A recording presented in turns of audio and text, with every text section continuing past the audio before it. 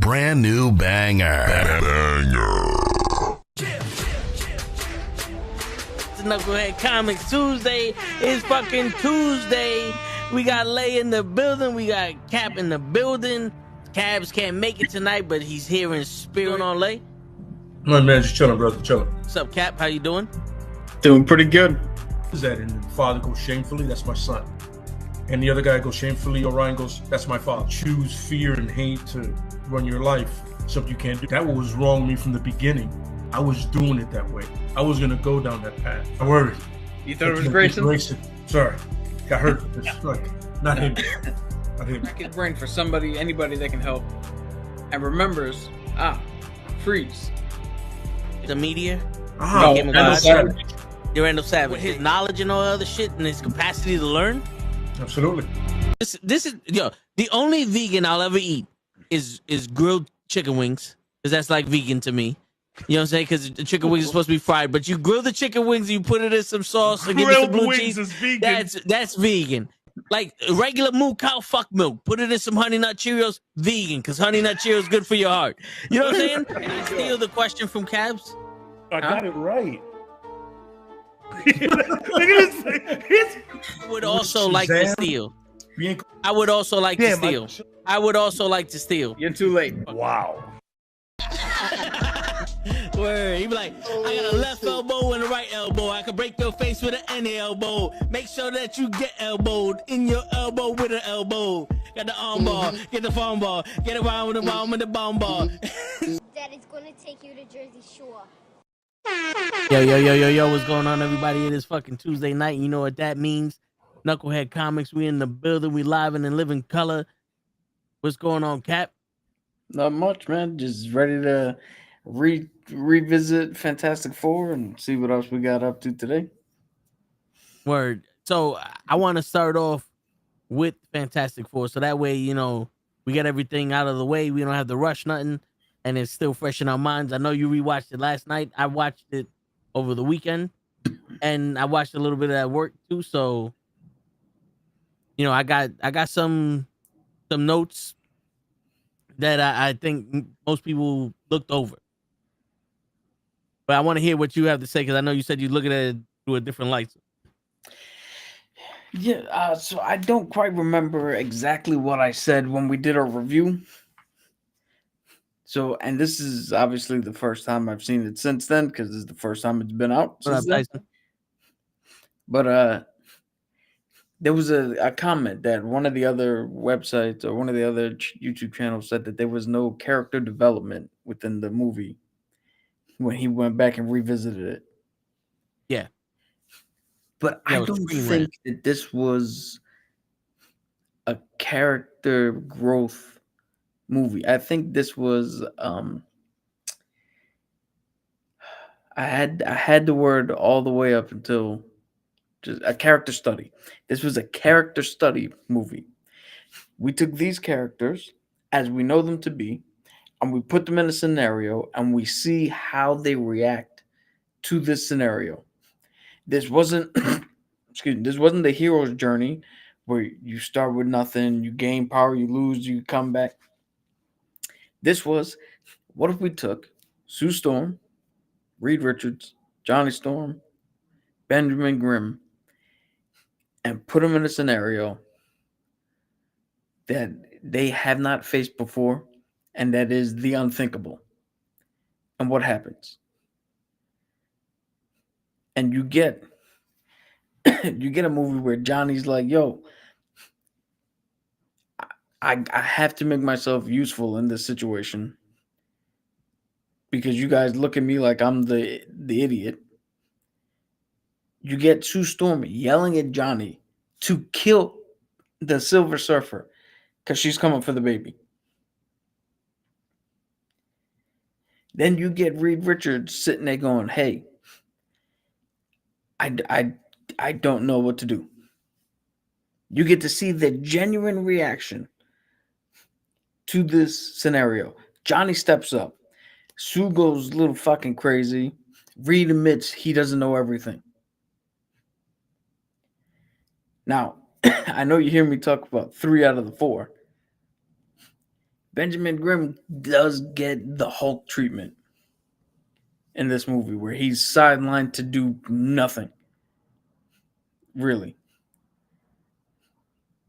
But we do see him comfortable in his own skin, though, so we don't have to sit there and go through the whole painful thing of everybody rejecting him because he looks the way he does now. But that's the problem when you have a character that's big man punch thing. It's like, okay, but if picture this, if Ben actually knocked out Galactus when Johnny threw him into him, there would be no need for the rest of the movie. So he kind of has to get that Hulk treatment where, like, he's watching it now. I see he's really ineffective, except for one thing that he does. What's that? So everybody was talking about before, how could Sue Storm fucking push Galactus with her force fields? She's got the power of a god and blah, blah, blah, blah, blah. One thing I noticed, she got Galactus off balance. And if anybody knows Archimedes' lever, give me a pivot point and I'll fucking move the earth. You take something that's off balance and you will push anything you want. We used to play Pee Wee football. Yeah. It was the blocking shed, right? Not the sled. Appreciate you, Fat Belly. Where it mimicked the thing, right? And if you hit it wrong, you couldn't push the shit but 5 feet. Yeah. Because the way it's the sled like this, right? And the guy up front. And if then you normally didn't get somebody the right standing level, behind the shit too. you drove the forks in the back down to the ground and you couldn't move it. But if you hit it right and lifted the front, you could push that shit you could push it the entire 100 yards, no problem. Even with the coaches standing on it. Yeah. So Galactus, you see, he gets fucking knocked off balance as she's pushing.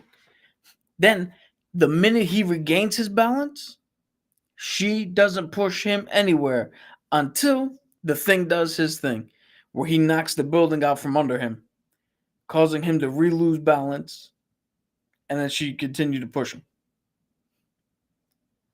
Yeah. But, I don't want to get too focused on what the thing didn't do. Again, this is a character-driven or character study where you take these characters that we know, finally fully formed, and you put them under pressure and you see how they react. That was the basis of this movie. Yeah. So, I mean, is that what you got out of the second watch? Yes. And again, I didn't go back and rewatch What you said? what I said the first time. So if I'm just saying it again, if I'm just repeating what I'm saying, I apologize for that. But my initial thoughts coming out of watching it yesterday was I still think the exact same thing I did before. Like I didn't get a new profound. Oh, I didn't notice that. Like this is one of the movies where every single thing I saw the first time is everything I saw the second time. There was no anything. So, all right. So this is what I saw. We're gonna go with the character development. How apparently, according to like Screen Rant and all that, there was no character development. If you think about it, it was plenty of character development. It just wasn't it wasn't the development that you expected to see. Because Johnny Storm, yes, he's a playboy and he loves women, and they even make the comment, she's a hot space god, whatever fuck. But if you watch the beginning of the movie where they go and they show that they're going into space, this is the first time they're traveling into space. Johnny's scared. And what does Sue Storm do? She goes, "Hey, ladies, he's single," and he gives the look like, "Oh, no, don't fucking tell me." You know what I'm saying? Because he's scared, excited, and all that to go to space. So what's natural for someone who can get women or get anything that they want easily? The one thing they can't get. So he was more focused on going back into space because a regular woman that just throws themselves at him isn't important to him. That's not something that gets him excited anymore. You could see that. That's why he wanted Reed Richards to fix the suits, just in case, like, yo, we go back to space, fix the suits. This is the new suit idea you had to keep that space shit going. He was like, yo, you're afraid to go to space. He told Reed Richards that you were afraid to go back to space and blah, blah, blah, this and the third. Reed, as soon as Galactus came, they said, yo, we going back. Johnny Storm was excited. He was excited because now he gets to go back to space, and that's what he's truly into, right? So the character development there was he matured into, I'm not saying that he's not interested in women, but the loose women and the easy fun times and all that other shit, he's grown past that. Now he's trying to conquer space again. So they go to space and he finds this woman, right? He finds the Silver Surfer. What is he trying to do? He's trying to connect with her, not because she's a hot space god and all that. He's trying to connect with her because he's seen that this thing here, this womanoid, whatever, you know, is humans, women, like, but let's say this woman, this silver woman, has shown him compassion. So he's sitting here going, this isn't someone that's trying to kill us. I can try to reason with this woman. Anybody know women? It's the Playboy. So he goes and he finds out the language, and he does something that Reed forgot to do. Look at all the variables. Something that Reed, that you say he does, he's hyper focused. So what was he when Sue got pregnant? He was hyper focused on the baby. Something wrong with the baby. Something wrong with the baby. Something wrong with the baby. She came hyper focused. We got to stop Galactus from destroying the planet. We can't do it. We gotta get away from Galactus. Hyper focused. We moved the planet to another solar system, to another galaxy. Hyper focused. Not once did he go, how do we kill Galactus? How can we, get enough power to get these things generated, instead for the simple fix of, stop using power? What other power resources can we use? And how can I use other levers to solve other problems? He said, if I can solve the right small problem, I can solve the big problem. He wasn't looking for any other small problem than Galactus is trying to take my son. Sue Storm, her character development also was, they're all a family. They're the first family of Marvel. They're the family. They're the protectors of the world. What Sue did when she introduced her son to the world was she established, yes, this is my son, but the world is also our family. And the world accepted them as their family and not their protectors. That's why everybody got together. It's like, we have to save ourselves and also save this child. Even the Silver Surfer was like, this is but a child. Like, why? Like, she knew that this was wrong for Galactus. Galactus didn't give a fuck. He was like, yo, I got to end this, and this child could do it. Let's do this. I don't think the thing was actually, he needed to develop to get past his looks, because like you said, he was comfortable in his own skin. The only problem was he wasn't comfortable talking to women like this. That's why when he had that interaction with the teacher, it was awkward, because he's so used to being on his own and like in the comfort of the house and fighting crime, that he kept himself like solitary within the Fantastic Four. So when he started talking to this girl and he's like, oh shit, she doesn't see me as the monster. It is like, I can be myself around. It's like, wait, I forgot how to be myself as the Thing. That's why when he went to go see her, it wasn't like, oh, it's like, yo, this could be the last time we see each other. I just wanted to see you one more time. Because there goes a reminder of, I can be myself. So these are the little things that I'm seeing here with the character development of this movie. Now, here's the issue, right? You look at Galactus. Galactus is a big bad. This isn't a big bad movie. Because Reed Richards is hyper focused on getting the planet and his son away from Galactus. Galactus is hyper focused on the baby. Johnny Storm is hyper focused on trying to connect with this Silver Surfer to help them get Galactus to stop Galactus, but also he's willing to sacrifice himself.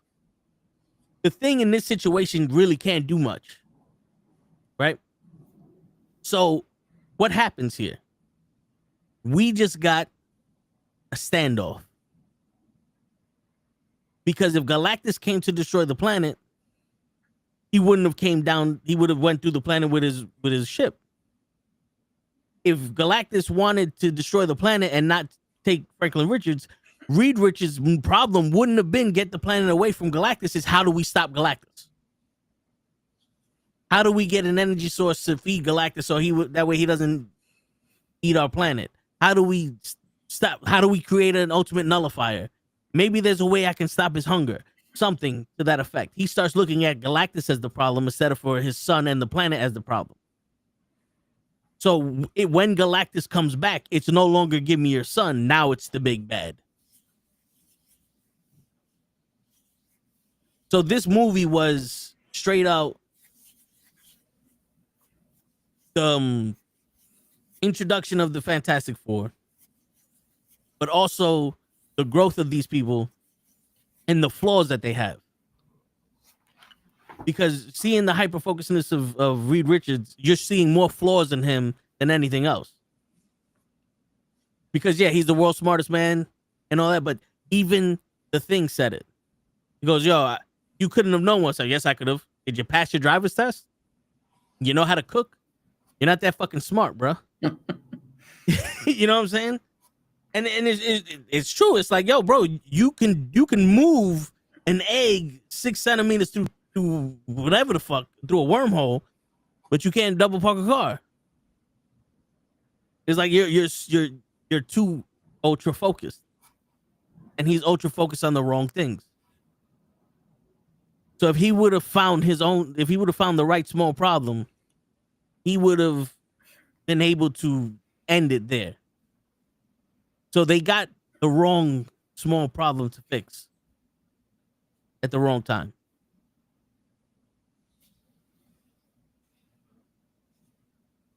You know, so it's more, to me, it's more complex than just, yo, this movie sucked. There was no action. There was none of this shit. Because if you think about it, Johnny Storm is trying to solve the right small problem.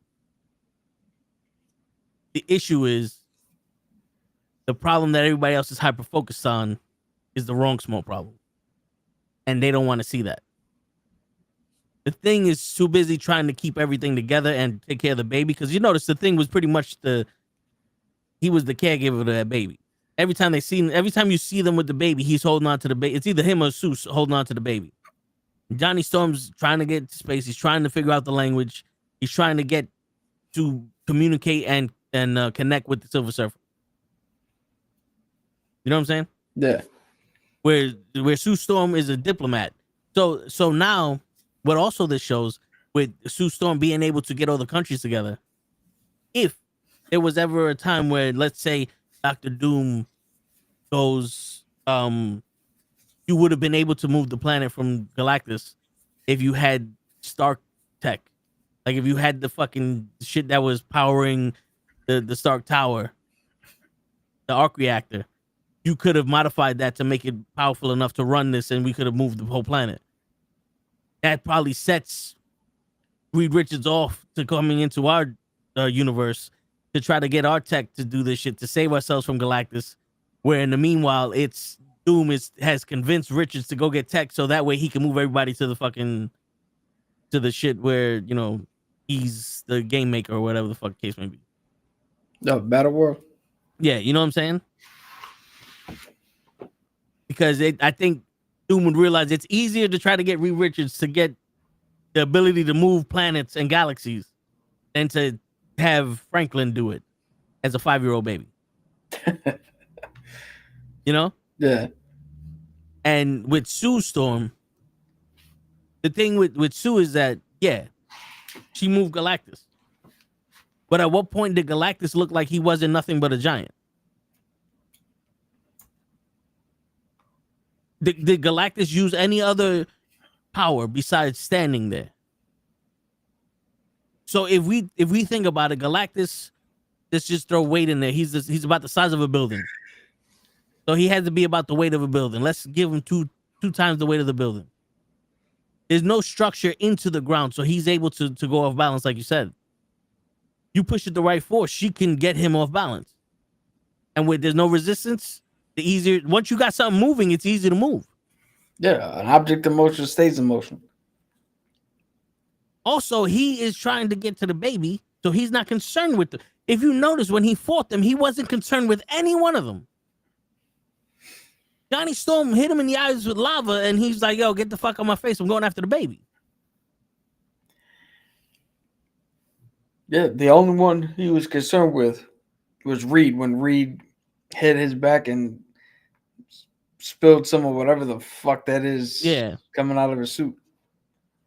And the whole stretching shit, I think the reason why it hurt Reed was because he was trying to stop him from stretching him and letting him stretch him.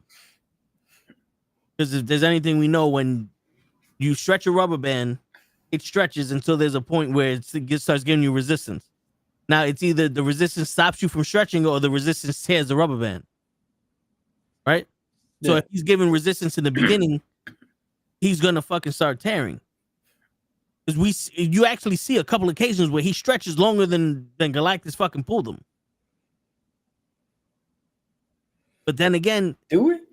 When he grabs the baby, his arm stretched to get to. He grabs the thing and he goes down, and that's farther than his arm stretched when Galactus pushed him. So it has to be that he's giving resistance and trying to stop Galactus from doing this shit. And you notice Galactus wasn't even doing it that hard. So that's he's not fully aware of how to use his elasticity to his advantage, because he's not worried about his elasticity at the time. It's protecting his son.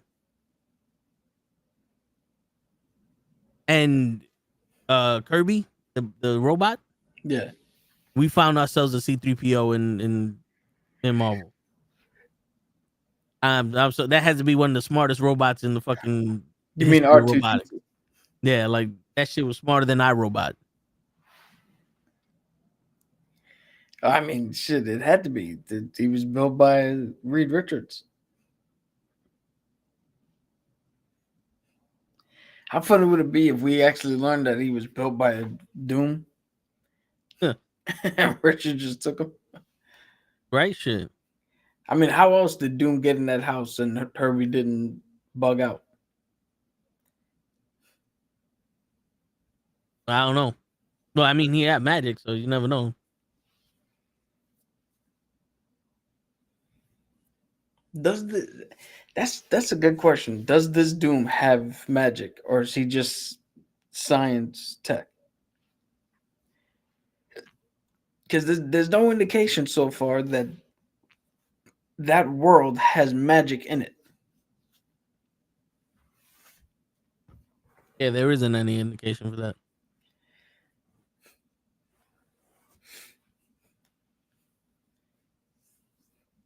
Unless, how do you explain the monsters? Giganto? And the monkeys and all that. No. That's all science. I mean, talk to Thor, science and magic is, pretty much almost the same. So you call it science, we call it magic.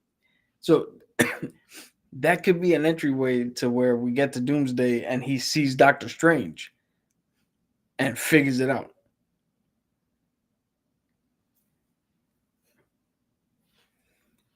Because how cool would it be to see it? How cool would it be to see a Doctor Doom who starts off, who's like what's his name? All for One? All Might? Oh, no, not All Might. Because All Might's one for all. Yeah. All for One. Yeah. Right. How the video froze.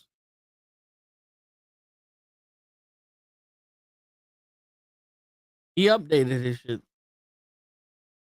So you know, every week we go through the same. Every once in a while, he freezes and he has a comeback.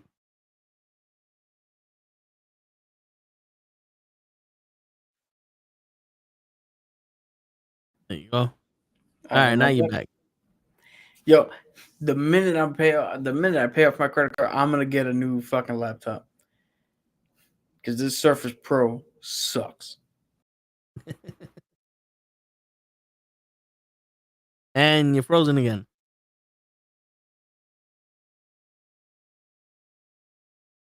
Sometimes you talk shit about the product and the product hears you.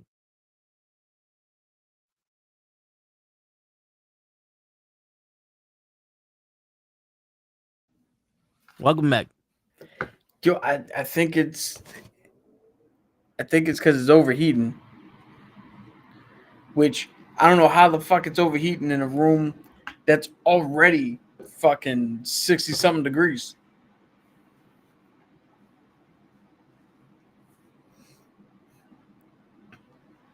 So if you see me with the hoodie on, I had to turn the AC on to try to cool it down. This stupid piece of shit. Yeah, so Yo, magic. I'm gonna tell you right now. I don't give a fuck how big we are. I am not doing a fucking advertisement for Microsoft, fucking Surface Pro, anything. I don't give a shit if they fix it.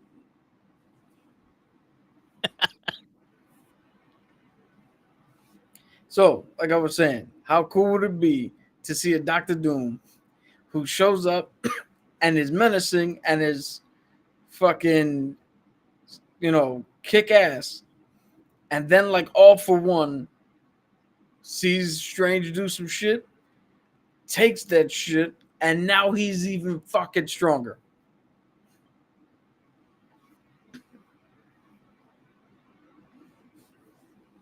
That's he has the real Eye of Agamotto. He doesn't even need the Eye of Agamotto. Like, he just realized how the symbols that Doctor Strange uses and the incantations, he realizes how they work in the realm of science and what is actually happening. And he figures it out and he meshes it with his tech to mimic kind of like what he is in the comics. Kind of like what Spider-Man did in No Way Home. Yeah. Oh, this is a parallelogram. Yeah. Because I think Thanos had to go get individual stones to get stronger. Right? Now picture the next big bad who's just figures it. He Vegeta's it. He just figured the shit out. I saw you do it, so I knew I can do it. Shit.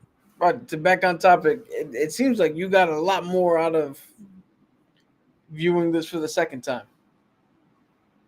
Yeah, because things just hit me. Because like you said, I watched it and it's like I felt the same exact way watching the second time. You know, sometimes like, oh, this movie sucks. So like, oh, this movie, blah blah blah. It's just like I'm starting to see the nuances, but like the more you watch it, the more it stays the same. So I just saw the little things that, at least especially from Johnny, the little things that was happening there, because we were more focused on Sue and Richards, Yeah. And even like the thing, well, I think if you have to give the Thing a responsibility in this movie, he's the glue that's holding the family together. Because he knew that Sue was pregnant, and he knew that, like, how did you know? I saw Reed Richards' face. Like, he instantly was like, I didn't look at Reed. I didn't look at Reed once, and I saw you, and he was acting weird, to put two and two together. But I knew if I blamed Reed, everything would be all right. Dude, how in the world do you sit there and go, you're late, and not notice the reaction as if you just looked in and went, it's a boy? Yeah.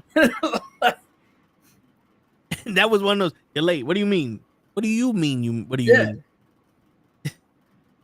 Like, there's only one definition for late, unless there isn't. Yo, you know what's hilarious? This is like the time.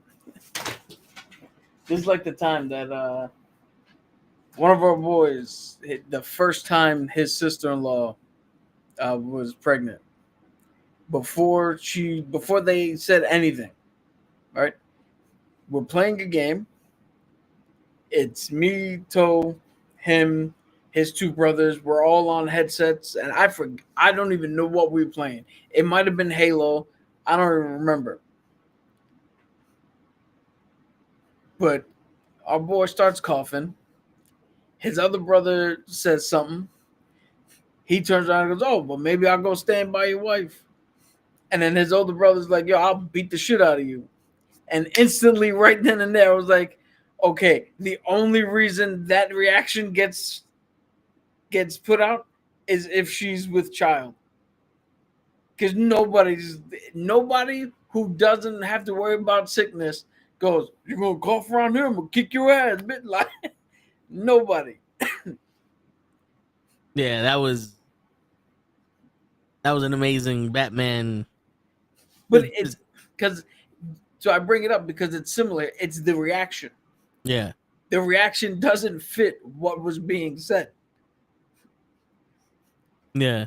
That's like if you walked up and was like, "Vic, I found it," and you like, "I didn't murder no one." Now you can't sit there and be like, "Okay, he's not a killer." You just said it. Yeah, I get you.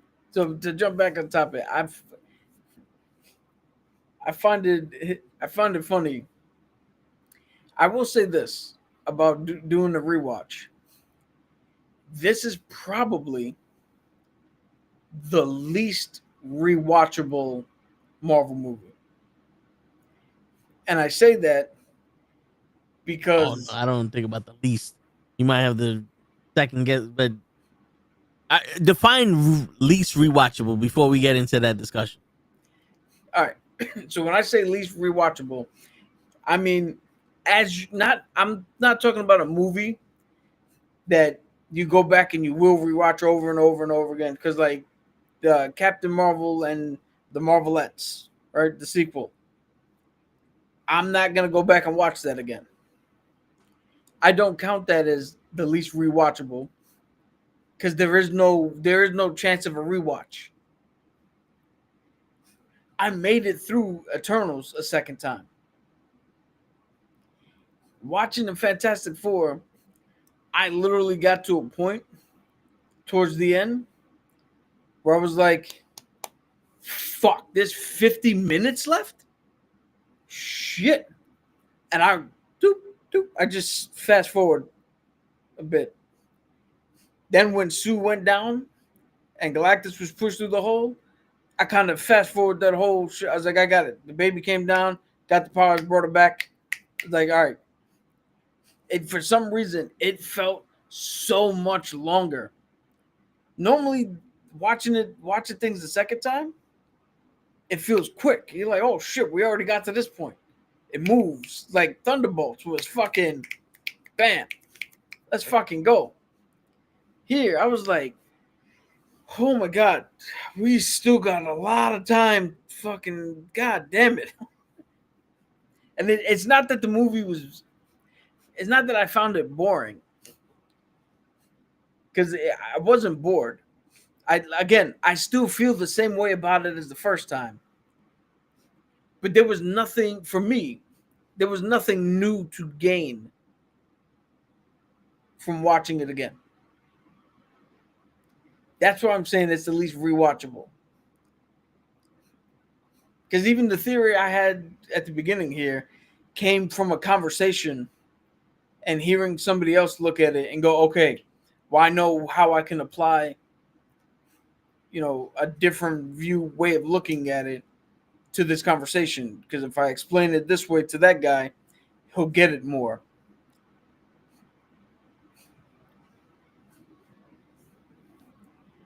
Because there's not been a Marvel movie that I've rewatched that I have done that to, except this one.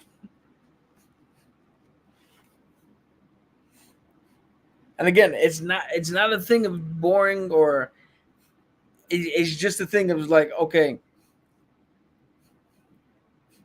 I got everything I needed.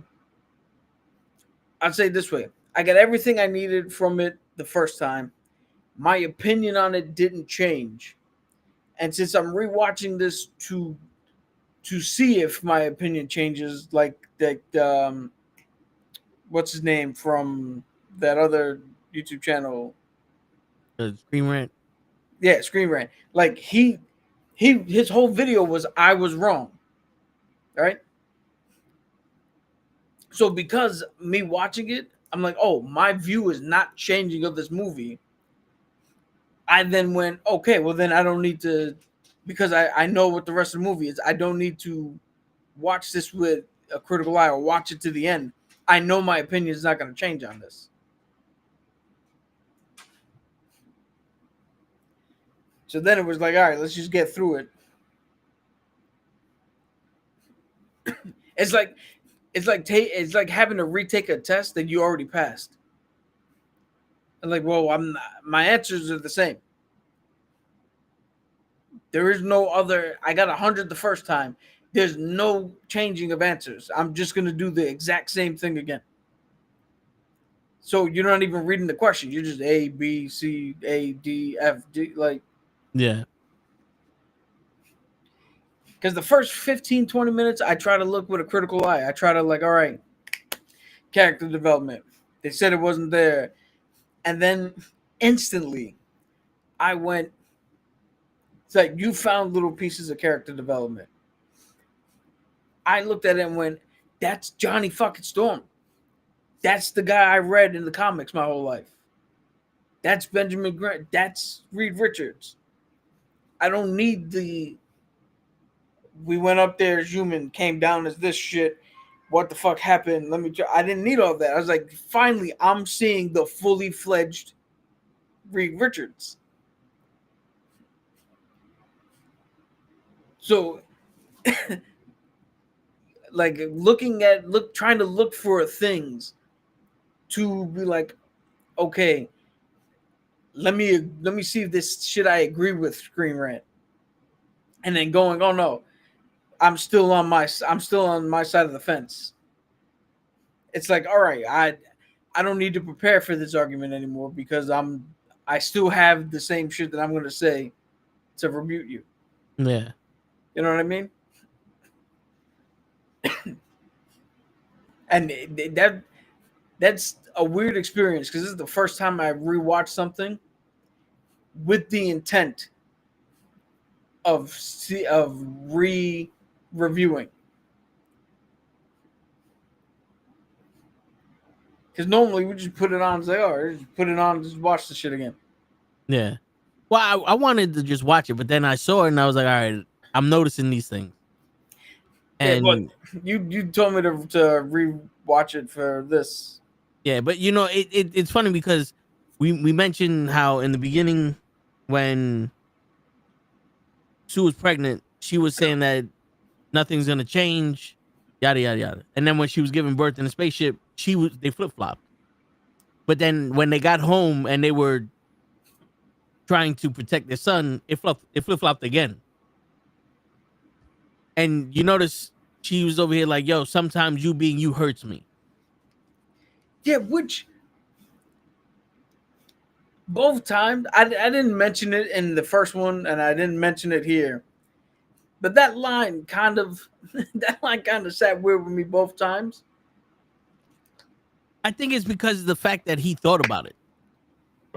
But the thing is, like he said, one, I think it's irrational for her because she can't fathom the idea of giving up her son.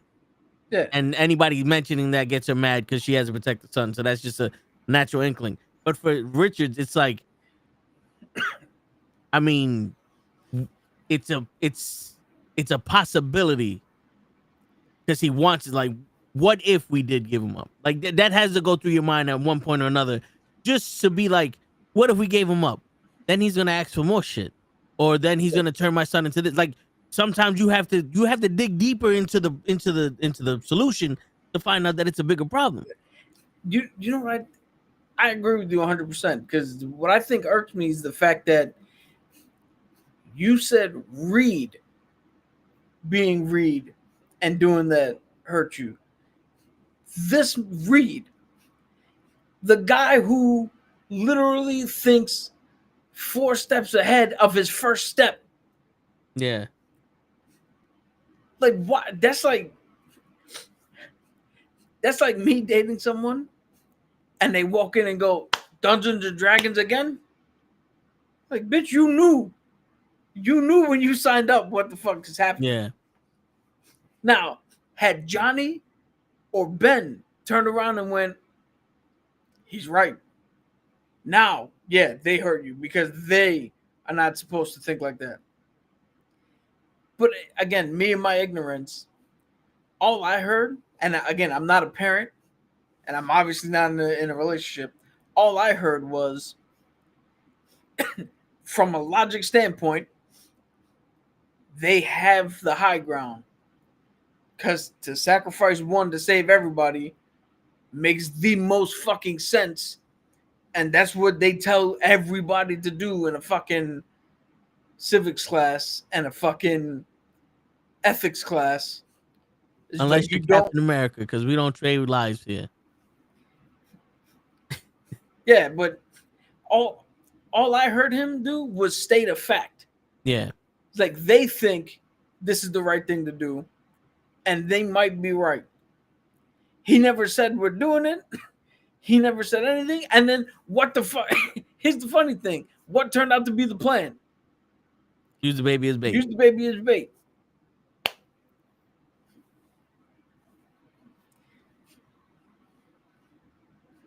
Which you gotta this is the shit that I find funny. Because now if I'm being turned the tinfoil hat on and be a little nitpicky here, this is 2 movies in a row where Reed Richards is supposed to be the smartest man in the world and makes the dumbest decision. One, we all know with Black Bolt, right? You tell Wanda how to stop him, she stops him. Yeah. 2, you walked in to a fucking spaceship and some cosmic fucking dude sitting on a throne, and he looked in to your wife's belly and saw that there was a male child who has the ability to become him, take his hunger, and give him the rest he finally needs, because he can sustain or he can develop the cosmic power the same as Galactus, or at the level of Galactus. You don't think this man's gonna notice that the cart he was chasing or the babysitter was chasing is now empty? Because they didn't fill it with anything. They didn't replace it with something else that had something in it. It was an empty fucking thing. Of course my man's gonna stop and first off, it's regular glass. So fuck the fucking binocular vision where he's x-raying and seeing them. You could just look. You take a step and look. There ain't nothing in there. Wait a second. Where the fuck this shit go? I don't think he anticipated that. That's what I'm saying. He was answering the wrong small problem. Yeah. He had, to be honest with you, he knew nothing about Galactus. And that's the issue. Which, you know, something that you bring it up, I do find it funny that Johnny, that as you pointed out, Johnny turned around and went, all right, she said something to me. We keep hearing all these things here. Let's put it together. And he was able to figure out the language. But at no point did Reed go, what is Galactus? Why does he got to consume planets? What is his deal? Like, he never, as you pointed out, he never tried to figure him out. And that's why I was saying this is more like a standoff than a big boss battle, because neither one of them gave a shit about each other. Like Reed never tried to figure out Galactus because he didn't really need to. Like the plan wasn't to fight Galactus; it was to run away. Galactus was, I want the baby. Everyone else, you're not. I don't give a shit. You're not powerful enough to destroy me. I need the baby. And what happened? We got two people that weren't fully prepared to go into a battle, and we got the best of each other's shit. Now, the Reed Richards in Multiverse of Madness, I would say is dumber than this Reed Richards, because at least this Reed Richards had a problem and was solving the problem. That Reed Richards sounded like Doom. This bitch can come all she fucking wants. We're gonna fuck her up. Yeah. Like Reed Richards, unless he's like, oh, magic. I got the nullifier right here. No magic can penetrate this. He just stabs her in the neck. Abracadabra, bitch. Like to be honest, this is the shit. It's like, yo, I'm fully prepared for Wanda. How you prepared for Wanda? Black Bolt's gonna talk to her. Then he should have spoke in the beginning of the conversation. He should have said something before you. Yeah, the minute he showed up, he should have said, hey, and bloosh. She would have been dead. Cool. Plan worked. Your plan is, I'm going to punch you right in the fucking face with overhand right. And then be surprised that I ducked the overhand right and came up with an uppercut? No, his plan actually was, hey, he's going to punch you with the overhand right. And then watch as that dude fucked him up first before the first punch was thrown. And you know what's funny? So the crazy shit is you watch Multiverse of Madness, and then I listened to a little Star Talk, and they were describing what would happen to you if you got sucked into a black hole. And you would feel like you're getting spaghettified, but on our end, it would look like you were being compacted. But you wouldn't know what was happening to you because it would feel like both.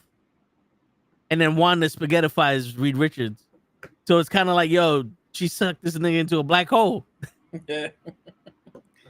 But yeah, that's the shit. It's the Multiverse of Madness was a bunch of ignorant people that had too much bravado to fight Wanda. Like, I think the only one that actually had some common sense was Professor X. He's like, we don't know how bad you are until we let you be bad. It's like, we can't trust any of this, the Doctor Strangers. Well, technically, we don't know if we can trust them until we trust them. So let's trust them. Everyone's dead, by the way. Just to let y'all know. So even if we can't trust you, I'm dead. I ain't got to worry about trusting you. I hope the girl can trust you. Push the button. You know what I'm saying? But yeah, that's pretty much what it is. And then Silver Surfer with the whole her planet's trying to reach out to her to thank her or whatever, and then Johnny finds it. I think that was something that people missed as like an oversight, where this is the real question we need to ask. Because once Reed Richards got, this dude is destroying planets, how do I stop him? How do I stop this planet from being destroyed? Instead of why does he need to consume planets? How do we, like, what is his powers? How do we nullify his powers? Even Johnny Storm was like, yo, he's studying her. When he shot her and she fell off of the surfboard, he kept saying the surfboard is not a part of her body. So with him saying that, he's trying to figure out what's the purpose of the surfboard now. Is the surfboard where she gets her powers from? Like, he's trying to deduce her and her ability. If Reed would have did the same thing, Sue Storm already said, with that one phrase, Reed can develop an algorithm and he can figure out the whole language. And he's like, no, I got him. He's too busy for all that. I got this. Reed would have been like, yo, the board is not attached to her. So the board has cosmic energy. If we can get the board away from her, we can study it and try to get something to defeat Galactus. Kind of like in the original, the Fantastic Four 2, when Dr. Doom was like, Fast and Furious. No, I was gonna say the original Fantastic Four, but I was like, that's part 2, Silver Surfer. But you know what I'm saying? Like when Doom took over the board, and that's when he got his powers. He's like, the board is where the powers come from, and I need the power, right? So that's another problem that he just it was one of those things like because Johnny was trying to figure it out, Reed deemed it insignificant.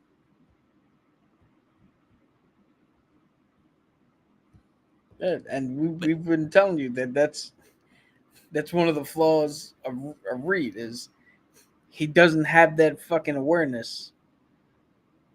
Because, another perfect example, when Johnny was like, yo, I got the suits, Reed was like, yo, who gives a shit? Yeah. And then what he just immediately was like, yo, I'm done. Yeah, he would have been able to fix the suits with no problem.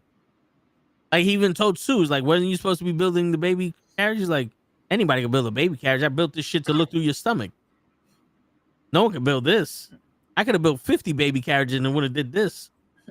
Let that peasant shit go to her to the robot. You know? I still find it funny. It was like, oh, I did the new suits. Like, yeah, what's the difference? Like, not much different except yours is bigger. I mean, it has to be. She got another fucking person. Shit.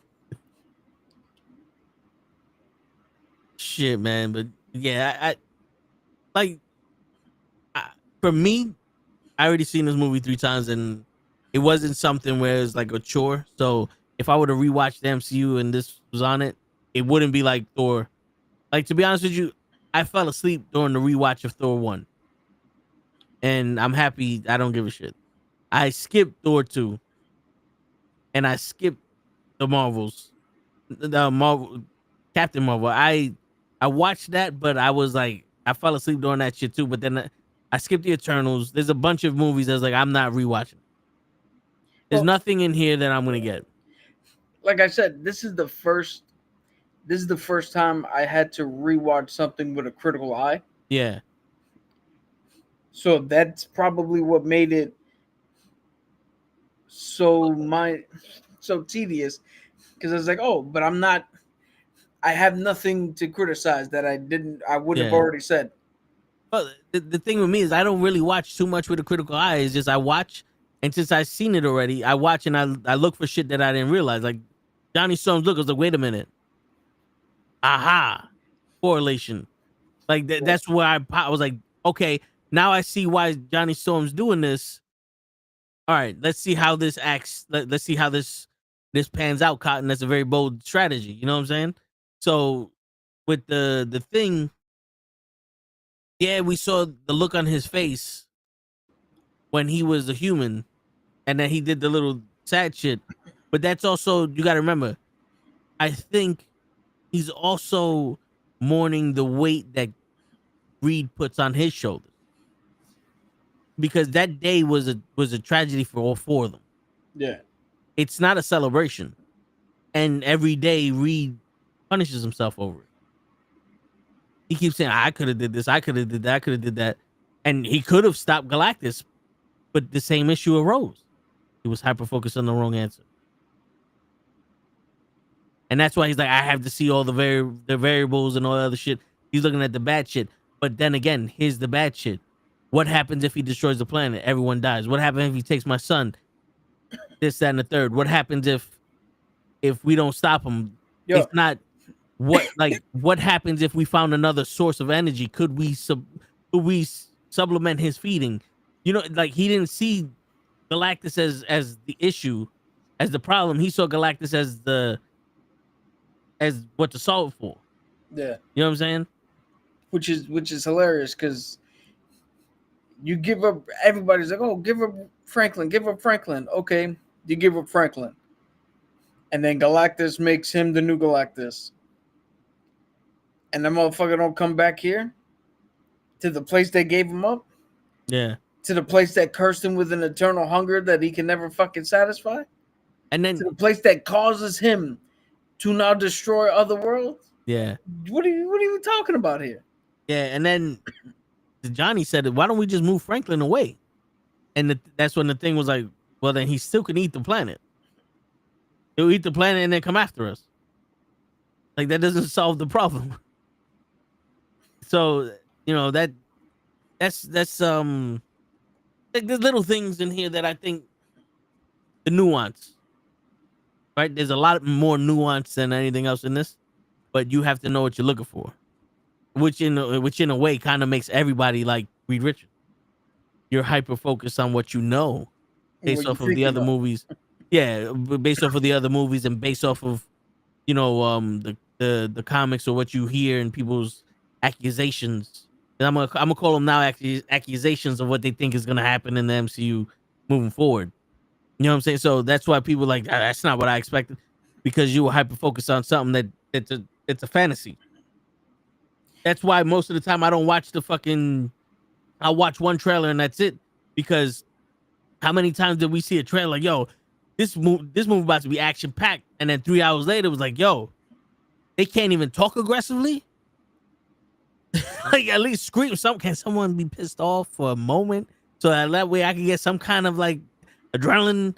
Like you saved one action scene for the end, and that shit was in the commercial. It's like that's why I was like, nah, I'm not watching no more commercials, because at least then I'll be the only asshole in the movie that didn't see the movie before the movie came out. Yo, that's like, what's that movie, Monkey Man? Yeah. That shit was like supposed to be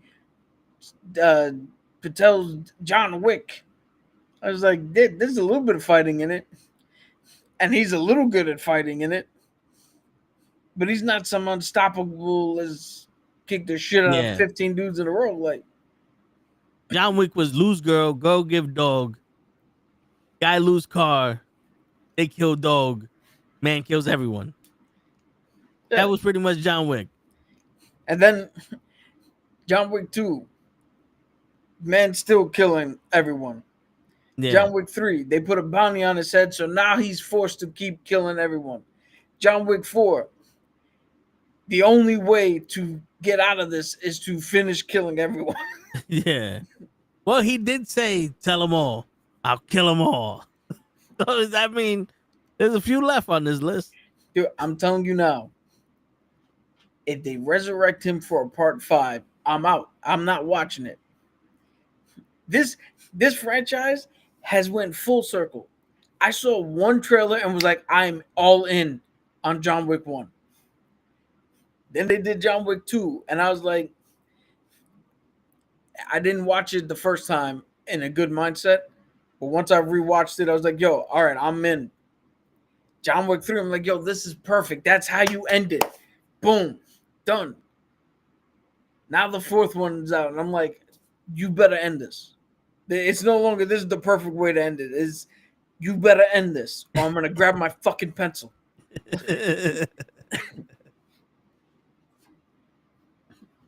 But shit, you don't mind 20,000 fucking Jason Voorhees movies? No, because whores that go to Crystal Lake and bang everyone need to die. That's true. It's the law. If you go to Crystal Lake and have any type of premarital sex, you have to die. Jason Voorhees has to come up and stab you. I don't know why I thought you said if you go to Camp Crystal Lake as a whore, you are no more. Yo, it's in the Constitution. I think it's Amendment 69. Good old Amendment 69. Yeah. Just like if you're in Haddonfield on Halloween in the house that Michael Myers grew up in, you're gonna die. Yeah. Why the fuck you in his house? That's the stand your ground law right there. Yeah. You in my house, I get to kill you. And your family. And then I'm gonna kill my sister if she let you in my house. Just like with Freddy. If you fall asleep, the molesting janitor gets to kill you.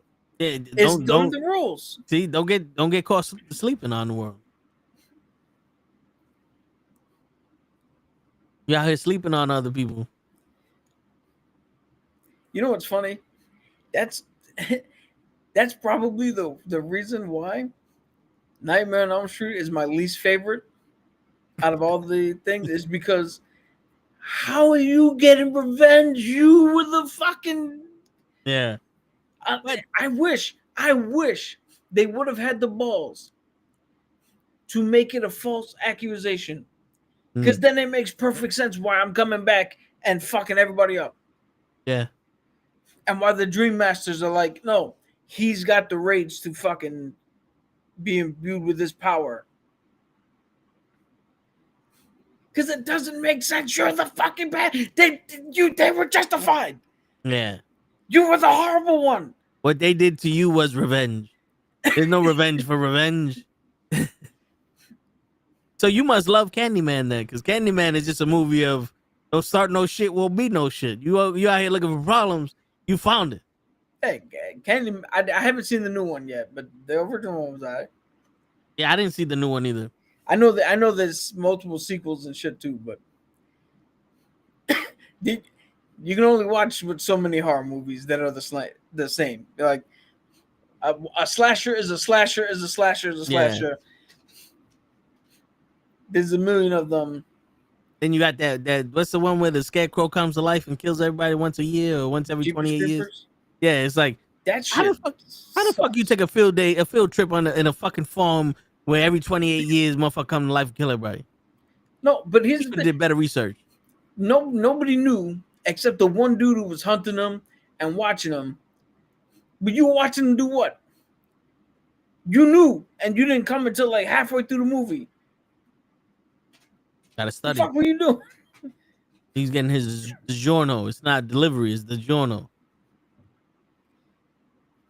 Shit. Speaking of DiGiorno, Ryan Gosling's Black Panther 3 is reportedly being titled Shadows of Wakanda. Ryan Coogler, not Ryan Gosling. That's what I said. Dude, when you said Ryan Gosling, I was like, oh, Star Wars talk. And you said Black Panther, I was like, oh, he got I said it in Wakandan. Okay? Wakanda Everybody forever. knows that Coogler and Wakandan is Gosling. That's right. That's how you pronounce it. There's 3 S's.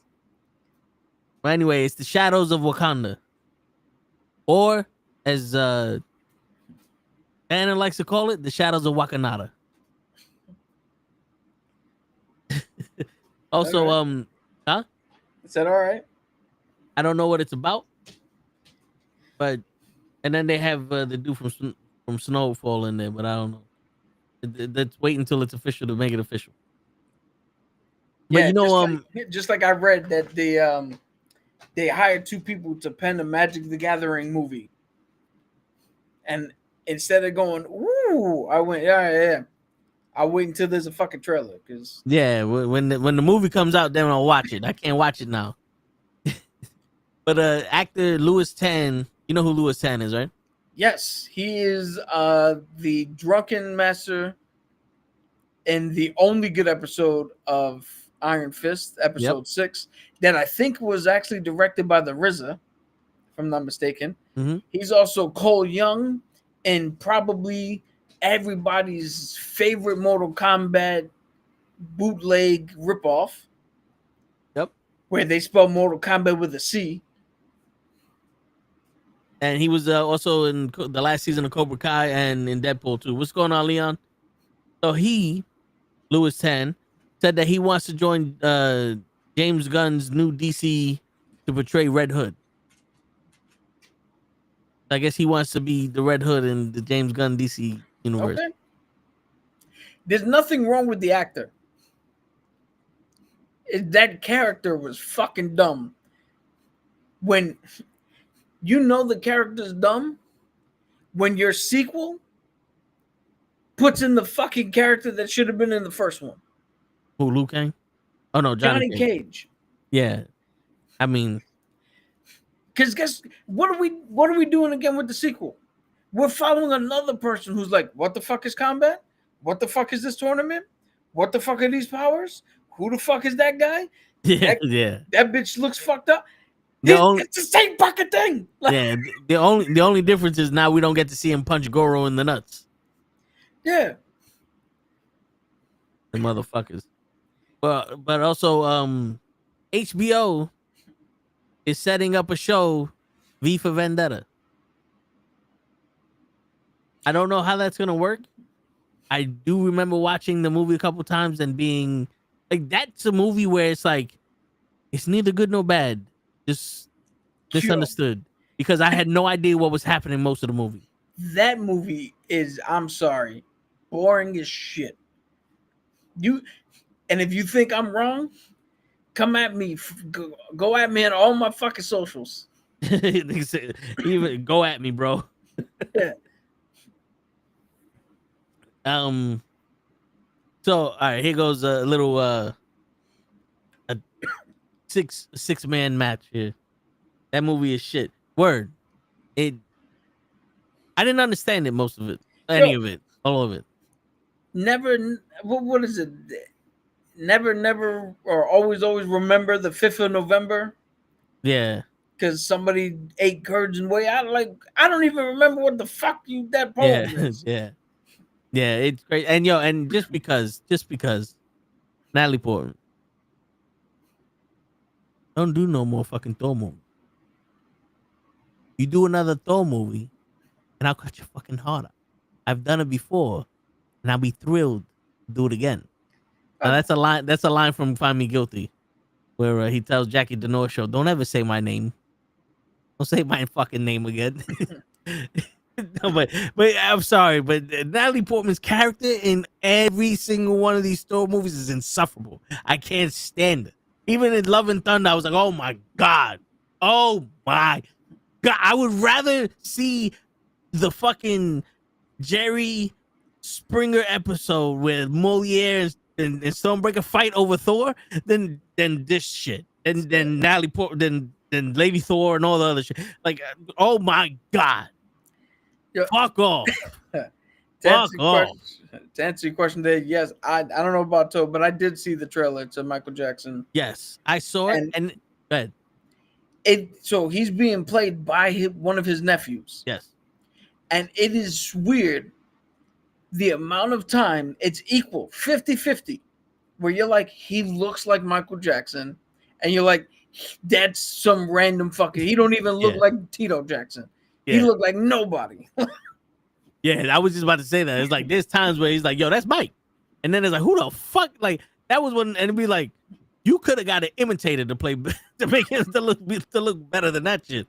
There was one time where I'm like, "Yo, are you trying to figure like, are we actually seeing the transformation between black and white in this movie?" Because he looks like my skin color, and I'm like, I don't remember seeing Michael Jackson in the middle. I think that's as far as they can go without doing or without getting called for whiteface. Because if you remember, Zoe Saldana played Nina Simone. Yeah. In a movie, and they called her out for blackface because they had to darken her skin to play Nina Simone. I mean, but black people can't even be black people no more. Well, I mean, Zoe Saldana is not. She's Hispanic. Well, tell that to the fucking government and the police and ICE. But funny. No, but here's the thing, though. Just a little comment. When there's a war, we're part of them. Every other time, no. Because that's the thing. Everybody, we're all brothers and sisters. But the minute one of us start doing some shit, nah. Yep. You can't have both. We can't be a part of the family and not part of the family. There's no such thing as halfway crooks, and there's no such thing as almost pregnant. I'm gonna let you in on something, Ben. You remember when he was my color, DeLeo? I remember. I'm just reading shit now. I'm gonna let you in on a little secret. All the calls that were saying that, oh, she's in blackface, they darkened her skin, all that. White people. They came from inside the house. It wasn't the white people who were making that complaint. No, that's what I'm saying. It's like nobody had a problem with her turning green to play Gamora. Because that's fictional. Anyway. But it's still, she's green face. What about the plants? The vegans didn't want to fucking fight off the plants. They didn't have a problem with fucking Groot. You fucking vegans are fucking up. You're fucking up. So that's why we can't take you serious. Here's a fun fact. Groot for in the the Michael end of the Jackson first movie. one.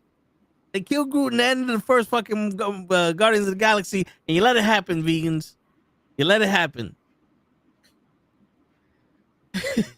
Then you let him torture a fucking raccoon in the third. Yeah. Where's the animal cool? Where's the ASPCA at? So here's a little fun fact for the Michael Jackson movie. They had to reshoot the entire third act of the movie. So I believe the third act of the movie is similar to Bohemian Rhapsody, where it's just the Live Aid performance at the end for that movie. This is all building to a certain performance that Michael Jackson did. Okay. Where the original third act was supposed to be about the allegations of him and the trial he went through with him and the kids at Neverland Ranch. But the family of the kid that they were going to portray had, when they did their arbitration and they went through the whole trial, they had it set in stone that he cannot be portrayed in any fictionalized movie of Michael Jackson's life. Because they didn't want somebody else controlling the narrative and writing, and also him reliving it. Yeah. No, yeah, I get it. It's kind of like the Elvis shit, where it's like towards the end, that's when they kind of did the whole "you were fucked by the manager." Here's the funny thing. You would think that Michael Jackson's nephew, who's playing him, would be on the side and be like, "Hell, yo, fuck this. We're not doing that." He was pissed. He was like, "No, we're trying to tell a fucking story here, and you're preventing us from telling the truth." Or not, he didn't say truth, but he was like, "You're preventing us from telling the story we want to tell." Well, because you know what it is though, because the thing about it this way, if he's with Michael, he gets to see how Mike handled that. So there could have been some kind of inspiration that he got from Mike handling the situation, and he probably saw his uncle in a different light. Like, yo, this fucking guy is going through all this shit, and I get to see how, there's probably a message there about how Michael really was. Yeah, you know what I'm saying? We'll never know. Yeah, guess we'll never know. Because that's the only reason why I would think somebody would want to have that dark time in a movie, other than, no, this guy actually was like on his side of the fence. Like, you're only looking at it from the kid, but from what he did during these shits. Or we don't know him.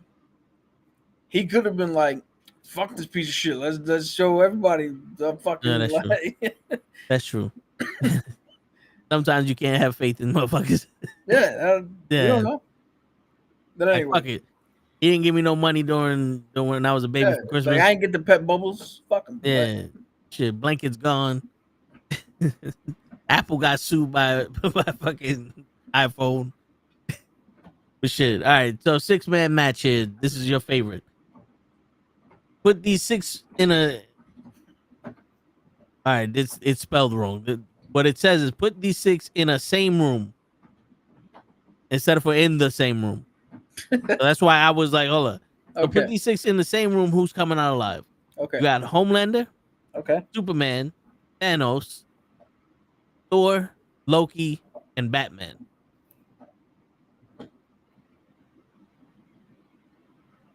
Loki's coming out alive.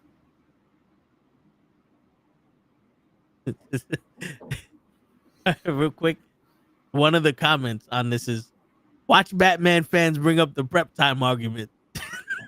He didn't have no prep time for the 6 gods. Yo, And Toy Story 5 is coming out. Jesus Christ. yeah.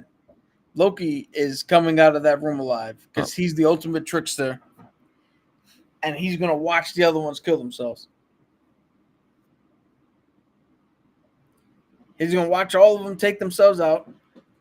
Or take each other out, I should say. So nobody misconstrues what I'm fucking saying. And then he walks out. Or he walks out of the room as they're fighting. Because the question is, which one of them walks out? Yeah, who comes out alive? Yeah. He's just going to leave.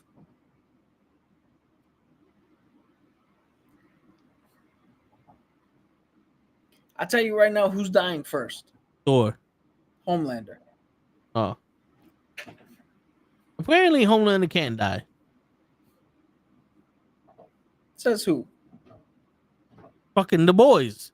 They blew his ass up. They did all the shit. And they did. Like, they killed Homelander more times than they killed Jason Voorhees, and this motherfucker without a scratch. And they didn't kill him, did they? No, they didn't, but they killed him. They did some shit. They had Soldier Boy go up there and blow this motherfucker to pieces, and he's just standing there like, yo, don't ever do that shit to me again. But this is the reason why I say Thor. Because who's the most gullible for Loki? Thor is. So Thor's gonna try to protect Loki a little bit. You thinking only in movie Thor? Well, shit, they got Helmsworth. But to be honest with you, Batman. No. Batman's not gonna die first because if you give him 30 minutes to prepare. No. I'm saying Batman wins this. Oh, you think Batman wins? Because he's gonna put his batarang inside Thanos in his shoulder blade, and he's gonna use Thanos to fight, and he got a mech suit. Oh, he's not gonna. He's not gonna shove his batarang with a bomb up Thanos' ass and go, "My wish for you is more time."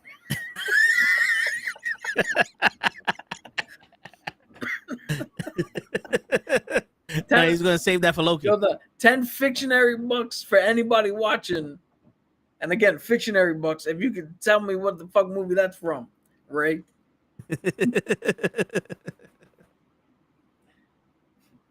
No, but yeah, so there's this Superman. Yo, this one motherfucker he wrote a soliloquy. I'm not reading it. I don't read. I think it's for lame people.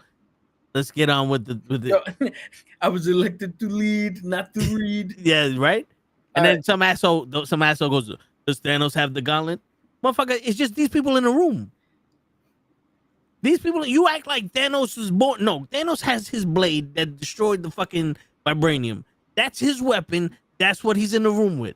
He went and looked for the fucking Infinity Stones, and then mad people had the gauntlet. He's not the only person that has the gauntlet. He's not Joey Macaletto, where he put the hand of Galactus on himself and then left. No. That glove comes off and other people have it. So he don't get the fucking gauntlet every time he's in a fight. You made a reference to somebody nobody in your channel understands. That's right. But nobody, he don't get to keep the gauntlet every time he fights somebody. It's not his weapon. His weapon is the double-edged sword, thick shit. That's his fucking weapon. That's like going, does Thor have Stormbreaker? No, he got Moliere. All right. If Batarang Bill was in this motherfucker, he got Stormbreaker. All right. Here's one for you. And you might want to write these down. Does Batman get to prep? No, nigga, they just walked in the room together. No one went up to Batman and said, in 6 months, you're going to fight these motherfuckers in the room. Yo, the fact that he constantly needs time to prepare shows you how weak he is. Word. He can't just show up and rock out. But anyway, here's something for you now. I don't know how you want to do this, but all right, rate these 5 movies, these MCU movies, without knowing what comes next. Okay, blindfolded. Yes. So you got 1 being the best, 5 being the worst. All right. Ready? Yeah.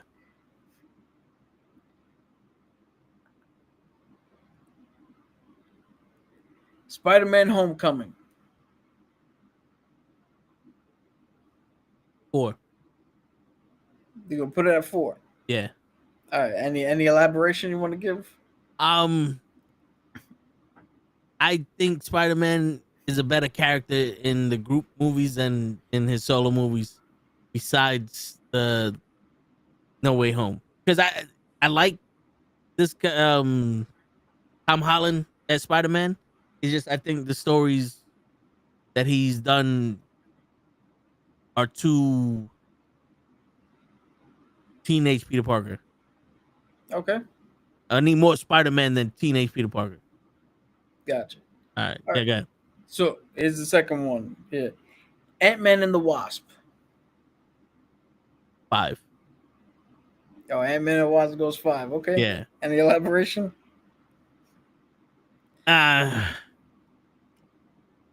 Baba Yaga. You said Baba Yaga? Ant-Man and the Wasp. When the ghost came up, he's in the woods and they're Baba Yaga. you know? All right. So you got 4 and 5 taken up. Yeah. Here's the next one. Venom. Oh fuck! I didn't. That's not a Marvel fucking movie. It is. I didn't say MCU. I said Marvel movies. All right, 3. That's a Sony movie to me, but they're 3. All right. Any explanation on why 3? Symbiote. It would have been 6, but Captain America: Civil War. 1. All right, number 1. Yeah. All right. Let's see what the final movie is. I bet you it's probably like Endgame or some shit.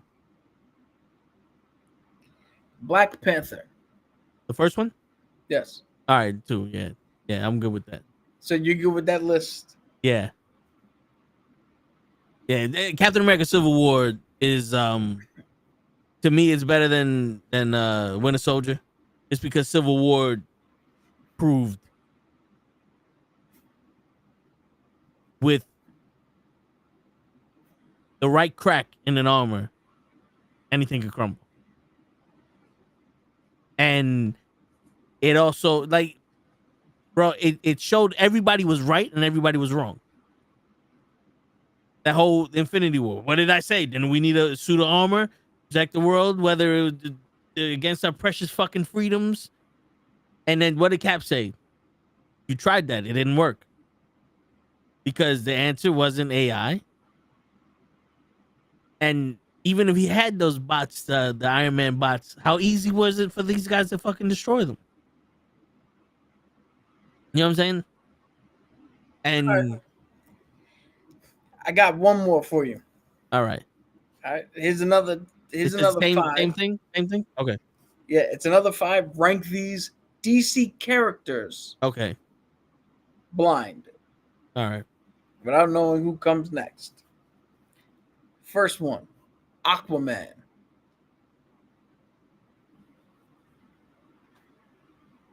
Which Aquaman?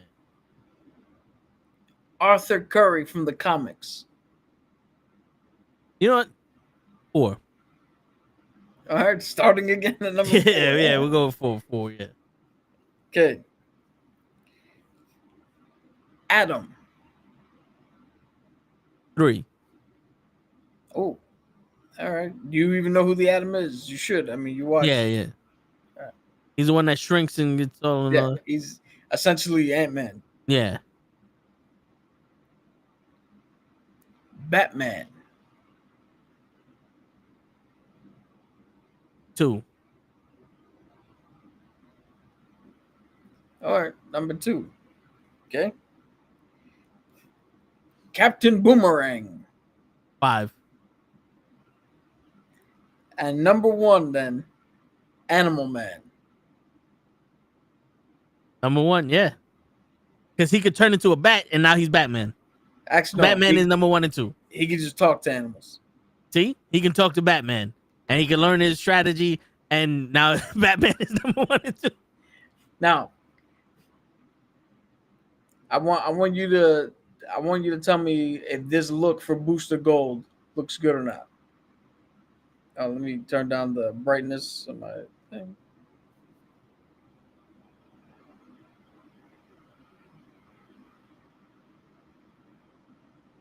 It kind of looks. Move the brightness down a little bit more. Shit. Because it kind of looked like he's wearing a nude suit. Yeah, that's what I said. Rank this look for Booster Gold. Like, it's alright, but for a movie, nah.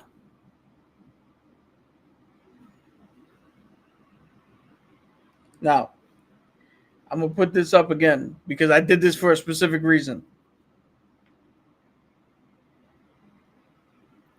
That's Animal Man. Oh shit!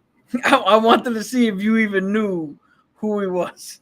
Of course, I know who Animal Man was. Shit, he was a man that was raised with animals and now can talk to them. He's like Carvin, the hunter. Craven? Carvin, the DC character. He's the DC version. No, He only hunts geckos. Animal Man is actually a dope superhero. He's actually pretty good. If you read his shit, I got one of my first like. You like Squirrel Girl? Huh? It's like which one was the one from Suicide Squad? The Rat Girl? Rat Catcher? Yeah. No, he's way more useful than that. Okay. I'm gonna look up his abilities right now. But when I first got my first pack of like the DC classic fucking cards, where they all had the gray border and the artwork and the shit in the like all the information in the back. He Yeah. was one of the first characters that I had.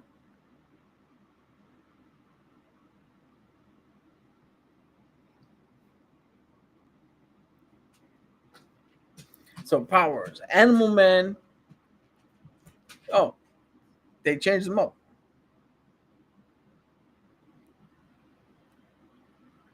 Okay. So Animal Man is kind of like Vixen. So she gets he can spirit. he can mimic the ability of any animal, such as the strength of a gorilla, speed of a cheetah, flight of a bird, like whatever he needs. Okay. He's But he don't have able the to just amulet. talk to him, But he don't have the amulet. Like Yeah, correct. how Vixen has. correct. But I told you that motherfucker's useful. It's yeah. Seems useful. Fucking More useful than talking to fish, Arthur. what? So what's the deal? Why does Aquaman get such a bad rap, but Namor doesn't? Well, because all right, so the actual thing, from what I can remember, stems from the superhero and friend, the Superman and Friends, or the Super Friends cartoon, Yeah. where Aquaman is literally like, I can help out, but he only helped out in the water missions. He never came. He wasn't really up on land too much, so people started making fun of him. And you don't make fun of Namor when every story of Namor is how he either destroyed somebody, kicked the shit out of somebody, tried to forcefully take Sue. Like, that motherfucker is not. He drowned Wakanda. Like he sunk Yeah, Wakanda. he's not a joke. He was never a joke. And if you think he's a joke, he's coming to personally kick the shit out of you. I mean, just like in the movie. Yeah. You don't want to help us? You are now queen. You have a week. I'll come back and finish the job. I'll kill every single one of you motherfuckers. Which is I find it funny how if you have more soldiers than Wakanda has blades of grass, why do you need Wakanda? To stay hidden? Is that what it is? No, because you need a land. You need somebody on land to help you out. You need one ally. Shit, it looked like he could fucking destroy the planet just by chilling. Dude, no ruler, with the exception of Doom, thinks he can do shit on his own. Well, Especially when every one of your people need a fucking mask to breathe outside of the water. Yeah, but all you gotta do is melt the ice caps and boom, water everywhere. Yeah, ask Kevin Costner how well that went when the entire world is water. Well, shit. You get Namor to speak to a mutant to get all the cows farting, and we'll get the fucking ice caps melted. Who's he speaking to? A mutant. A mutant? Yes. A mutant. Any random mutant. The one that can control the cows farting. It's like a Ute. There's no such character. That can fucking talk to the cows? I mean, talking to cows and getting them to fart are two different things. Oh shit. If you could talk to a cow, you can get it to fart. Oh, you can lead a cow to water, but you can't make it shit. Can you imagine if that's what the fuck you get? There's two ways of becoming technically a mutant. You're either born with the mutant gene or you go through the fucking process for the Inhumans, where you get cocooned because of the blue mist. And either way, you come out, and the only thing you could do is go, Betsy, hit him. That's it. That's gotta suck. That's like the motherfuckers in My Hero Academia. It's like, oh, what's your quirk? This thumb is longer than the other one. Now I'm a superhero. Slightly longer thumb boy. We need you. Megadeth rock guitar player. Bing, bing, bing, bing. He just shows up. All for one. I will defeat you in thumb wrestling. Oh my, you can't die. I'm giving you an extreme thumbs up. Yeah. Yeah, that's gotta suck. Would you rather talk to fish? Then make cows fart? Yeah. And no more can't does he also talk to fish? I don't think so. Well, he had the whales. Maybe he trained the whales So, hold on. to kill a gorilla. Let me look this up because that's not like a big part of his thing if he does communicate.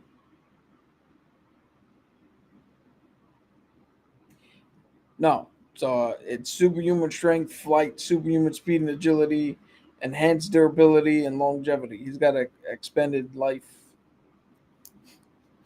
Remember, his mutation is the winged feet, Yeah. not him being part of the ocean. Uncle Kani. I don't think that's what he said. Yeah, it's probably not. But I just like the way that what's his name says it. M'Baku. M'Baku. I was this close from saying Bakugo. But yeah, I get it. DC let a cartoon fuck up their character, and Marvel was like, "Oh no, this is the one you don't fuck with. You make a little cartoon, he speaks to fish, and he'll come and murder your whole fucking town."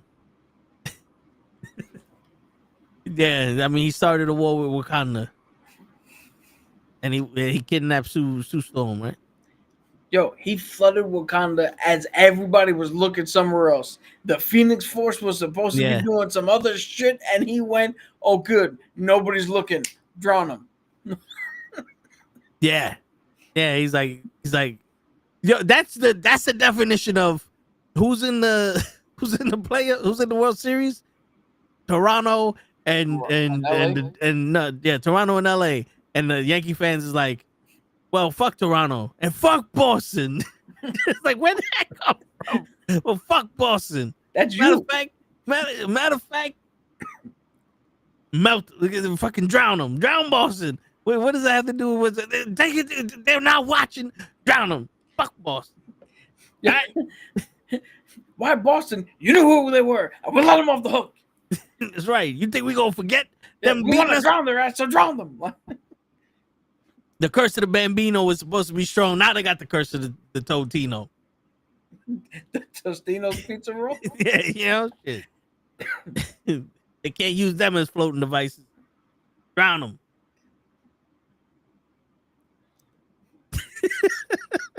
And my man said, "Oh, I'm about to fuck this Phoenix Force up, but also kill Wakanda." He had the Phoenix Force. Kill Wakanda. He was part of the Phoenix Five. And he turned around and was like, "Yo, name Namor. We have something to do." Yeah, I gotta take a shit real quick. Give me a second. While I have this power, kill Wakanda. Yeah. And if I'm not mistaken, I think he actually had a peace deal with Panther at the time as well. Yeah. I believe so. Yeah, it was one of those. He's like, "Yo, I'm not gonna come in and invade.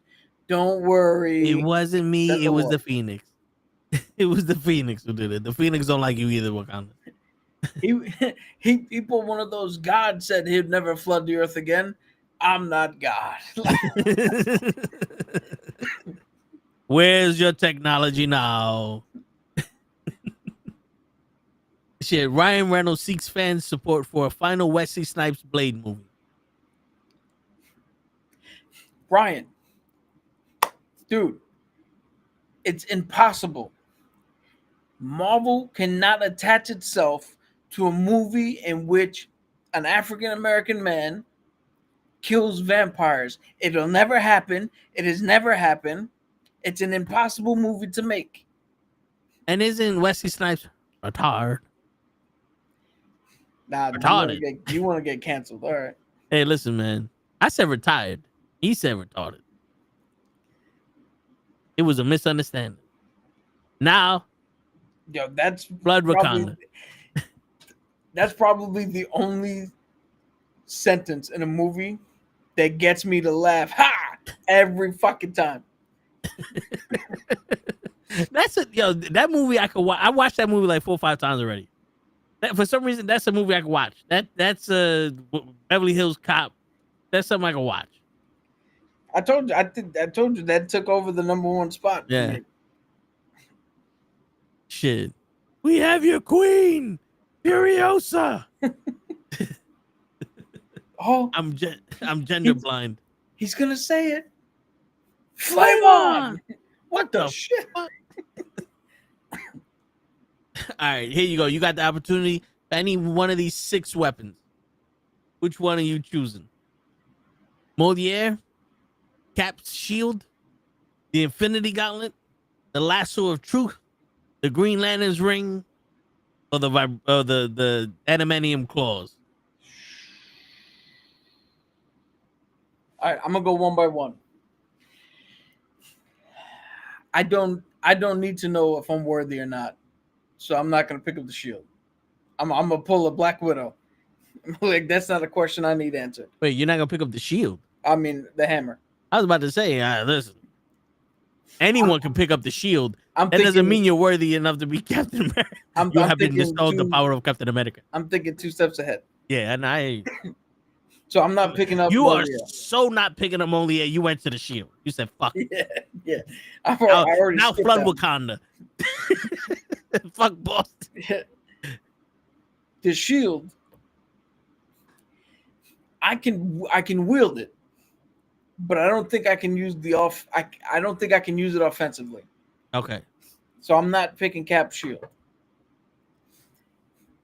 The Lasso of Truth.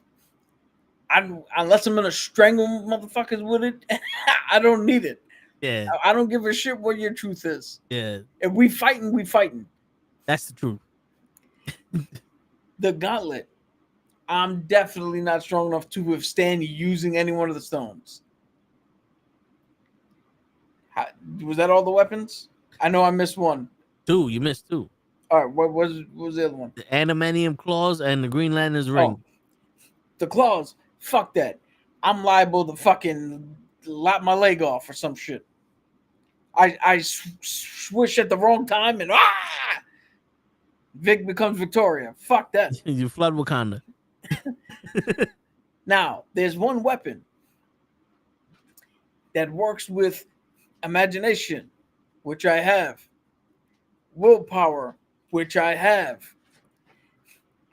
that already fits an aesthetic because I have a thing similar to it sitting in my room that I've worn for a cosplay. Give me the Green Lantern ring. I figured that's what you would pick.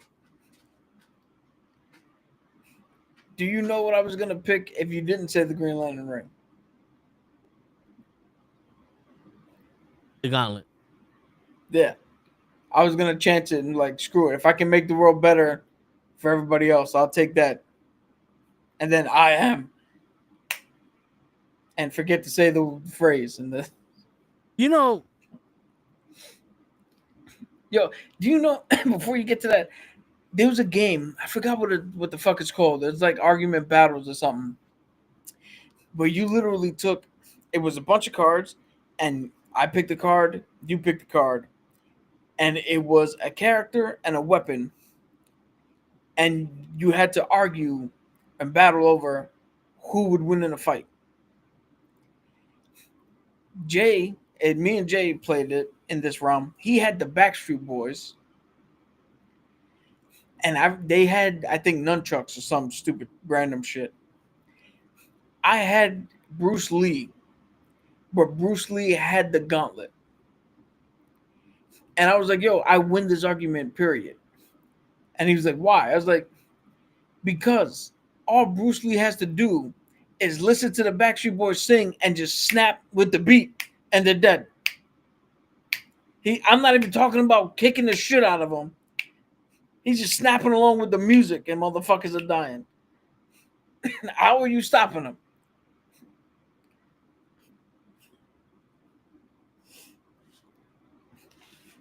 You were saying now. I mean, you could have went back with the gauntlet or the time stone and rewound time to when Natalia fucking was about to kill herself, stopped her and like, we don't need the time stone no more. We got it.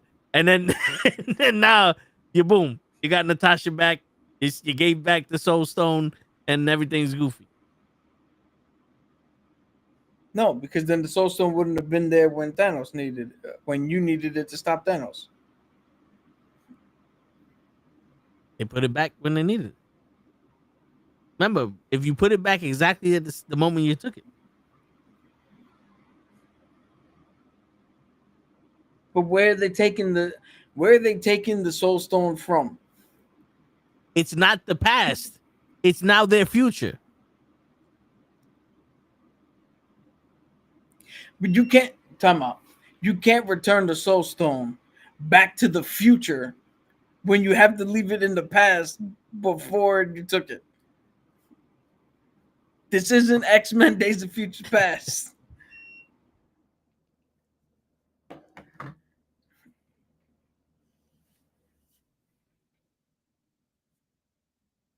All right. Since you don't want to get into this war with me, because I don't want to get into this shit with you. But now, would you rather have Iron Man's suit or Magneto's powers? Magneto's powers. To be fair, I'm already outgrowing most of the shit that I wear. I don't want to get jammed into this fucking suit. All right. Would you rather have Cap's vibranium shield or Cap's vibranium wings? Shield. I'm okay. I don't care about flying. Okay. Would you rather have the Hulk or the Red Hulk? Would you rather be the Hulk or the Red Hulk? Red Hulk, because I'm in control.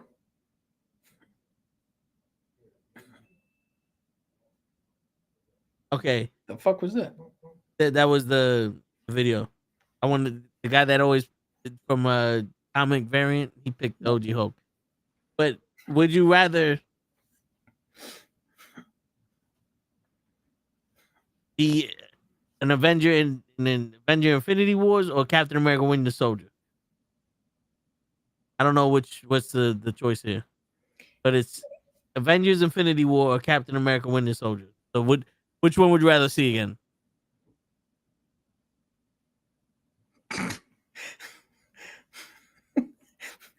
This all of a sudden become difficult to answer when you don't know what the question is. Yeah. All right, so Civil War. All right. Would you rather have the suit of the Black Panther or have the power of Thor?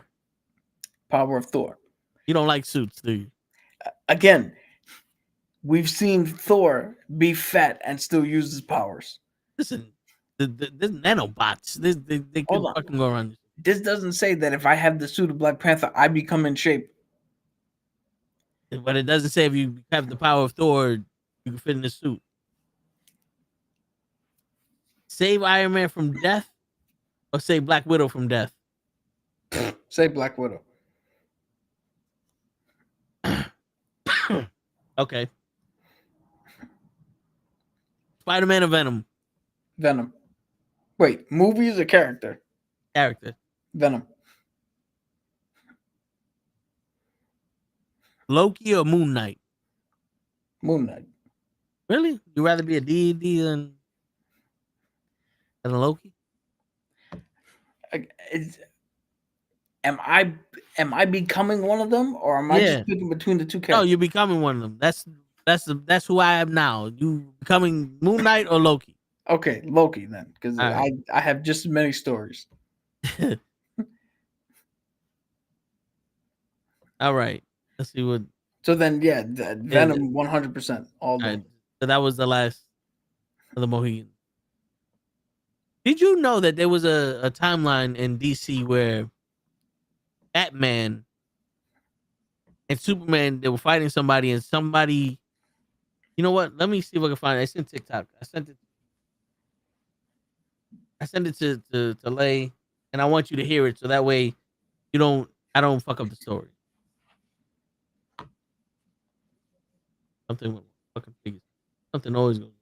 Face one. How about that one? I heard every third word you said. I said something always goes wrong. Your face goes wrong. How about that one? Fucking TikTok and bastard. All right, here you go. Lab accident, something unbelievable happened. Superman lost all his powers and Batman got them instead. But Bruce didn't waste a single second. Within hours, he mastered every ability and became even stronger than Superman ever was. That same night, he cleaned up Gotham, arresting every criminal in sight, even Bane, who he knocked out with just one punch. But power began to change him. When Robin tried to fight beside him, Bruce told him he was too slow and outran him without effort. Soon, Batman left Gotham and started fighting crime across the world. More ruthless, more violent, and unstoppable. When Catwoman stole from a crime boss, he nearly killed her, forcing Nightwing to step in and stop him. Nightwing warned him he was losing control, but Bruce only smiled and said, "How can a normal man stop a god?" In a single move, he smashed Nightwing through a window, breaking almost every bone in his body. Meanwhile, the powerless Superman was shot while trying to protect someone and fell into a coma, leaving the world ruled by a god wearing the bat symbol. After a strange... Did you hear about that? No, I did not. That goes to show you the power corrupts and absolute power corrupts absolutely. That also goes to show you that Clark Kent, much like Steve Rogers, is the only one that can hold that type of station. Yeah. You know, he's the only one that worked with the Super Soldier Serum. And Clark Kent is the only one who can take on the weight of those powers. Yeah. That's a good analogy there. I didn't think Batman would let that power get to his head, but I guess the Joker was right. The problem was with the Joker is that the Joker was trying to get Batman to have revenge. You should have just gave Batman more power. Well, you know what the thing is? If you went into you played a little bit of Magic the Gathering. Yeah. Right? If you went into a Magic the Gathering tournament, you were going to you're going to be obviously behind everybody else who's there, right? Yeah. But if I gave you a good deck that can beat everybody else, the way you would turn around and be like, who's next? Fuck these dudes. Bam, you just winning after winning after winning. Is that you? No, but once you see how easy it is, it no longer has that weight to it as everybody else who's been on the other side. A better example, I gave you the fucking Rivers of Blood Yeah. in Elden Ring. You have no idea what it's like to struggle for 2 weeks to beat a boss. And then when it takes you longer than 3 tries, you're like, this game fucking sucks. It's like, no, that's how it's supposed to be.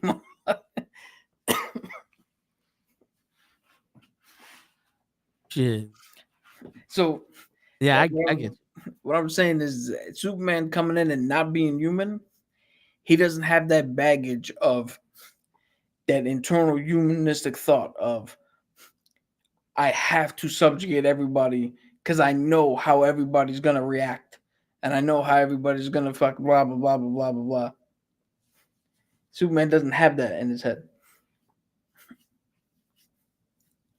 Yeah, because Batman, he knows what it's like to be them. Now he has these powers. I'm better than you now. But Superman is like, I'm trying to sympathize with them, and I can't be better than them because they're going to think I'm a dictator or some shit. So he has I get it. It's like a going up to a child.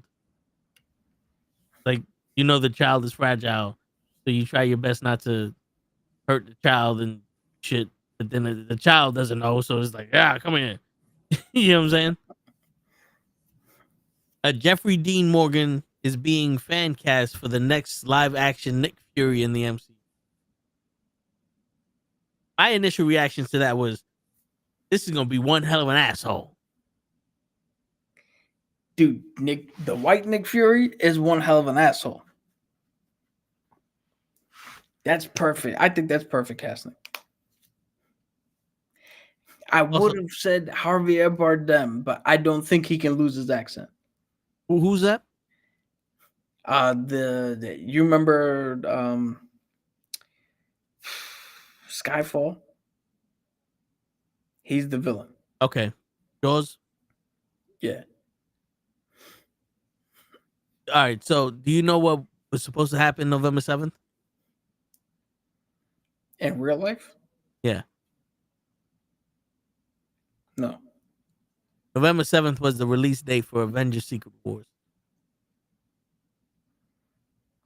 Secret War? Secret Wars. Not Doomsday. Not Doomsday. When the fuck was... They stole it from me, Carmine! They took it! That was today! Today! That's over now! They stole it from me, Carmine! They took it! That was today! Today! That's over now! All right. That's Tobey Maguire, right? Yeah. Yeah. Is that a Spider-Man? No. I think that's the movie where he came back from the military with the PTSD and shit. But that's underneath the Avengers Secret Wars, November 7th, 2025. And there's only one person we can blame for that. Kang. You know, there's still a lot of people that think they should bring him back. We've already moved on story-wise. Forget the allegation. Forget what he did, what he didn't do, serve time, whatever. Storyline-wise, we moved on.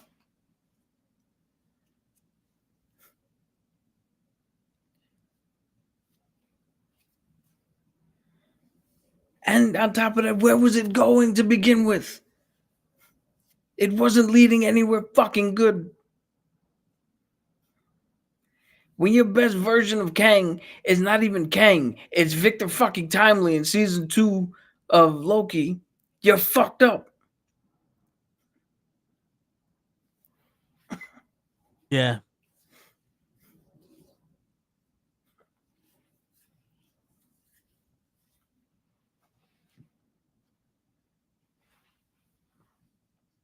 Now, this is gonna be the last thing we talk about. It's not comic book related, but I loaded up shorts today, and I did it in increments, so it wasn't back to back to back. And I'm getting 600, 700 views now. There's two of them. One's Logan Paul, and the other one's John Cena. That's why it's 600, 700 views. I like to believe because I was in a fucking wife beater, tank top, on screen. You can see me in a tank top on the video. That's why we got so many views. I think that's the reason. So I might consider doing all the podcasts in tank tops now.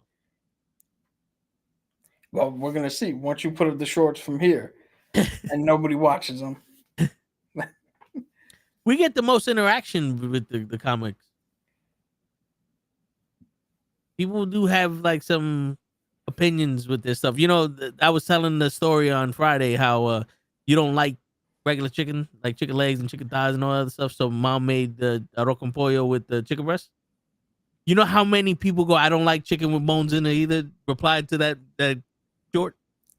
Yo, first off, the chicken breast is the regular chicken.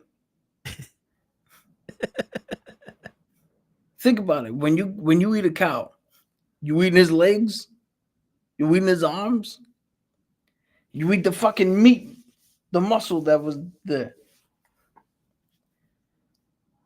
You eating fish legs? I don't eat fish.